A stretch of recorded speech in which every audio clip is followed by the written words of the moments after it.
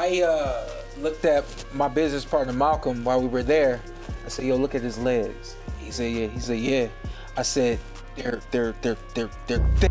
They're in shape. They look very strong."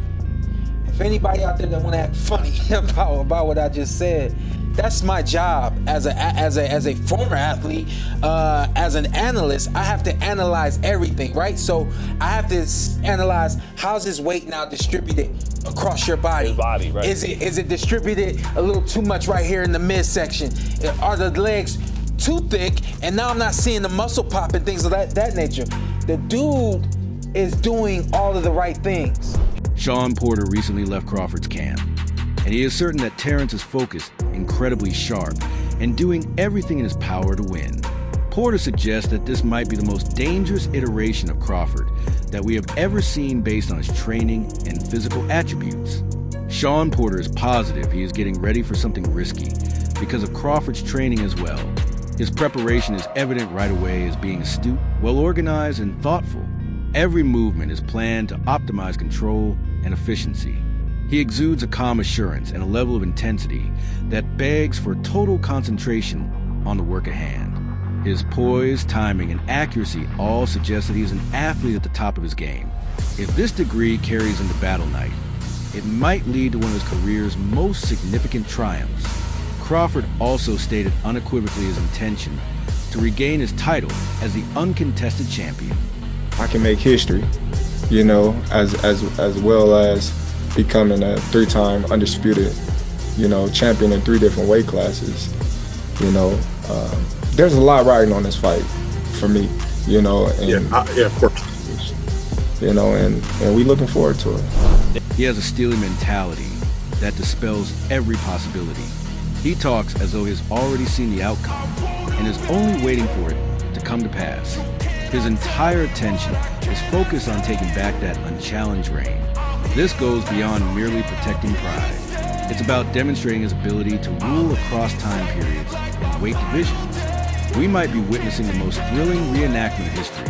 With that resolve, Chris Algieri added his perspective, which deepened the discussion on Canelo's form. He didn't look as fit as he did his last fight. He looked listless. He looked like he didn't care. He didn't have the crowd behind him. And Marcus, you've been to a ton of Canelo fights. You know how that arena is. It is insane. Insane. In Vegas, I mean, it's deafening the entire fight. His viewpoint presents a picture of a champion who might not have been performing at his peak. It seems almost unbelievable that a fighter of Canelo's caliber could enter the ring without his customary advantage. The fire, the sharpness, and the energy all felt a little less intense. That change can be big for a fighter who feeds off of momentum and audience excitement. This Canelo might completely alter the contest balance if he appears on fight night. Chris Algieri continued to elaborate, providing a more sober perspective on how this clash ought to be seen. So I think they're going to be the peak for what they are at their ages. But it's easy to go, wow, what have you done for me lately? That's usually how everyone kind of sees everything. So, but I think it's good. I think it makes the fight more enticing. If a lot of people are thinking that Crawford can win. Don't get me wrong, Crawford can absolutely win the fight. I'm not saying he can't win the fight.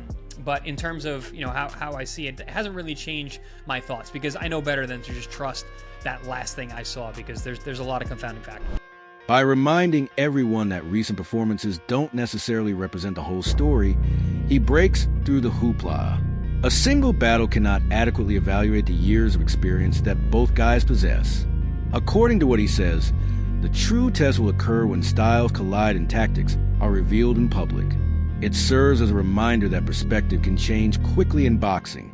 All of the conversation will end when the bell rings, and the truth will be determined in the ring. Chris Algieri didn't mince words, defending his position and explaining how size can be the decisive element. According to him, I lean Canelo. Yes, I always have. Canelo has always been my favorite. Simply put, it's the good big man against the good little man, you know. It's a traditional boxing formula. The conviction that a great big guy will frequently triumph over a terrific little man. Algieri's faith in Canelo is based on this well-known fact, which has determined innumerable games throughout sports history. However, timing and talent may quickly alter expectations in battles of this size. The question is whether Crawford's skill can counterbalance Canelo's strength and stature. We'll discover on fight night whether the proverb still applies. Then, Chris Algier explained why Canelo's presence in the ring is so risky. The ring, without doing a whole lot, just because of his presence. So I'm curious to see how Terrence, how Bud can deal with that. His statements depict a boxer who can maintain control of a fight without resorting to continuous offensive tactics. Canelo may gradually weaken opponents before any physical harm even starts by cutting off the ring and applying mental pressure. Fighters are forced to make mistakes by that kind of presence, which opens a door for counterattacks. Whether Crawford's acuity and flexibility can offset such pressure is a question. We'll see if skill can defeat outright ring dominance when they ultimately square off. Then, Chris Algier explained how Crawford's cunning and versatility might still make this battle a risky conundrum for Canelo. But it's two great fighters fighting, just a couple weight classes apart. He sees Crawford as a fighter who approaches the ring like a chessboard, planning every move with precision. That kind of strategic thinking can disrupt even the most physically imposing opponents. Still, the leap in weight brings undeniable challenges. Power, size, and raw strength that can't be ignored. It sets the stage for a clash, where brains will have to battle brawn. At the highest level, when the bell rings, we'll find out if Crawford's mind can outmatch Canelo's might. Chris Algieri then pointed out a brutal side of Canelo's game that could spell trouble for Crawford. I'm thinking about Callum Smith when Crawford targeted his shoulder. Basically Canelo. Canelo targeted his shoulder and basically busted his arm. That's another thing about Canelo. When you're as big and when you're as strong as you are, and you're fighting, a guy as small than you, he just has to hit you. He hits your elbow, hits your shoulder. Is Crawford going to be able to really keep himself from getting touched all night long? It's not just about landing clean punches. Canelo knows how to break down an opponent, piece by piece, targeting arms and shoulders. Isn't flashy, but it can slowly dismantle a fighter's offense and defense against a naturally smaller man. Like Crawford, that kind of physical, where it could add up quickly. The challenge will be whether Crawford can evade those punishing shots for 12 rounds. If he can't, Canelo's methodical damage might decide the fight long before the final bell. Chris Algieri then reminded everyone that Crawford's physical strength is a weapon in its own right. But listen, Crawford's a really strong guy. We've seen that physically, how strong he is physically. We saw him, throw Spence around. We've seen him be that way. He's not just skilled. He's proven he can bully world-class opponents when the moment calls for it. That kind of raw strength combined with his ring IQ makes him a far more dangerous opponent than his size alone might suggest. If he can impose that physicality on Canelo, the dynamic of the fight could shift. Dramatically, it would force Canelo to fight on terms he might not expect. On fight night, we'll see whose strength truly dictates the pace.